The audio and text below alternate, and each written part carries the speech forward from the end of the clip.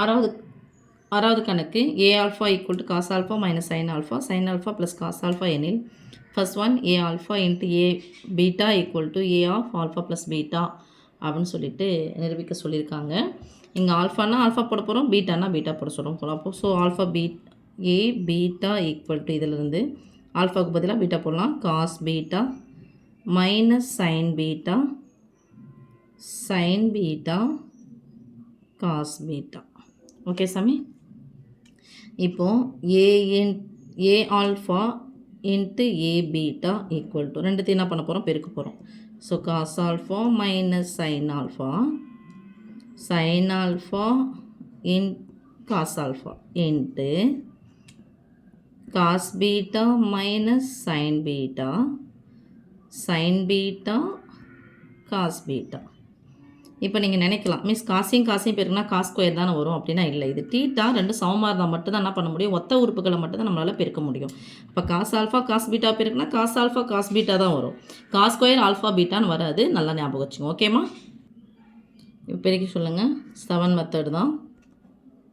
முதல் உறுப்பு ரெண்டாவது உறுப்பு. காஸ் ஆல்ஃபா காஸ் பீட்டாவும் பெருக்குனா காஸ் ஆல்ஃபா காஸ் பீட்டா தான். Cos alpha into cos beta. அடுத்தது ரெண்டாவது உறுப்பு minus sine alpha minus sine beta. இதே தான் சேர்த்து தான் எழுதணும். Minus sine alpha into sine beta. இது முதல் உறுப்பு. ஓகே. ரெண்டாவது உறுப்பு எதை எழுதணும், ரெண்டாவது நிரல் இருக்கக்கூடிய உறுப்புகள். Cos alpha minus sine beta, minus வந்துருப்போது ஒத்தப்பட minus cos alpha into sine beta minus இருக்குது. So minus sine alpha cos beta, sine alpha into cos beta. அடுத்து இரண்டாவது நிரை முதல் நிரல் முதல் உறுப்பு சைன் ஆல்ஃபா காஸ் பீட்டா, இங்கே plus cos alpha into sine beta, இங்கே minus sine alpha into sine beta plus cos alpha into cos beta. So நீங்கள் தேர்ட் லெசன்லேயே ஃபார்முலா படிச்சுட்ருப்பீங்க. Cos A cos B minus sine A sine B. இங்கே minus பொதுவாக எடுத்துடலாமா?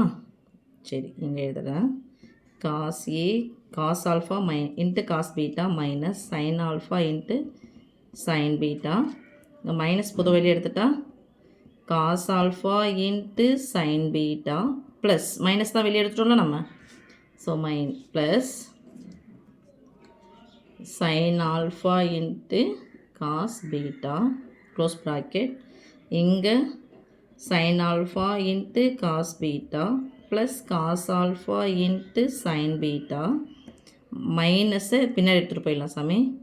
Cos alpha into cos beta minus sine alpha into sine beta. Okay. இப்போது cos வந்திருக்கு, குறி மாறி இருக்கும். சேமாக வந்து குறி மாறினா அது எதனுடைய formula, cos alpha minus cos alpha minus பீட்டாவா, அதாவது காஸ் ஏ மைனஸ் பியா அல்லது காஸ் ஏ ப்ளஸ் பியா.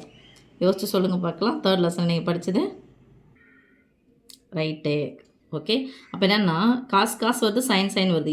இது மாறாமல் உள்ளே இருக்கிற சைன் மாறிடுச்சுன்னா, குறி மாறி இருந்துச்சுன்னா அது காஸ் ஃபார்முலா. அப்போ காஸ் இது மைனஸ் இருந்துச்சுன்னா ப்ளஸ் போடணும். இது மாறாமல் இருக்கணும், ரெண்டுமே சேமாக வரணும். குறி மாறிச்சு இருந்துச்சுன்னா காஸ் ஆல்ஃபா ப்ளஸ் பீட்டா.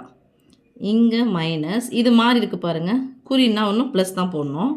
இது மாறி இருந்துச்சு சைனு காசு மாறி இருந்துச்சுன்னா sign formula sign alpha plus beta. இங்கே மைனஸ் இது. ஓகே. மாறி இருக்குது ப்ளஸ் இருக்குது. ஸோ ஆல்ஃபா ப்ளஸ் பீட்டா மாறி இருந்தால் என்ன போடணும், சைன் ஆல்ஃபா ப்ளஸ் பீட்டா. இது சேமாக இருந்தாவே என்ன பண்ணணும், காஸ் குறியை மாற்றிக்கணும், ஆல்ஃபா ப்ளஸ் பீட்டா. ஓகே. இப்போ என்னென்னா ஆல்ஃபான்ற அணியை பார்த்தா உங்களுக்கு கரெக்டாக தெரிஞ்சிடும். ஆல்ஃபான்ற அணி எப்படி இருக்கு பாருங்கள் சாமி. Cos alpha sine alpha cos alpha. இப்போ அதே மாதிரி தான் இருக்கு பாருங்கள். காஸ் ஆல்ஃபாவுக்கு பதிலாக ஆல்ஃபா ப்ளஸ் பீட்டாவா மைனஸ் சைன் ஆல்ஃபாவுக்கு பதிலாக ஆல்ஃபா ப்ளஸ் பீட்டாவா சைன் ஆல்ஃபாவுக்கு பதிலாக sine alpha plus beta, cos ஆல்ஃபாவுக்கு பதிலாக காஸ் ஆல்ஃபா ப்ளஸ் பீட்டா. அப்போ ஆல்ஃபாவுக்கு பதிலாக நம்ம என்ன பண்ண போகிறோம், ஆல்ஃபா ப்ளஸ் பீட்டா போட போகிறோம். அப்போ ஏ ஆல்ஃபா இதுதான் என்ன சாமி, A alpha plus beta equal to இல்லைனா விட்டுலாம். ஈக்குவல் டு என்னது இது ஏ ஆல்ஃபா ப்ளஸ் பீட்டா இதை தான் நிரூபிக்க சொன்னாங்க. So hence proved. Okay, equal to போட்டு A alpha plus beta hence proved. இதான் நிரூபிக்க சொல்லியிருந்தாங்க, நிரூபிச்சாச்சு.